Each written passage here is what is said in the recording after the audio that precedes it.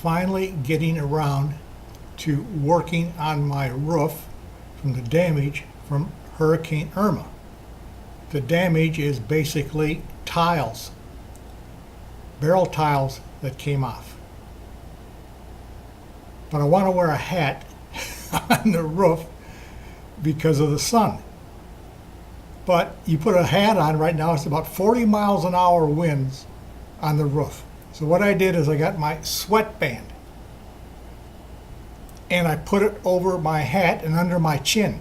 And I'm up there working on the roof and 40 mile an hour winds and my hat stays on.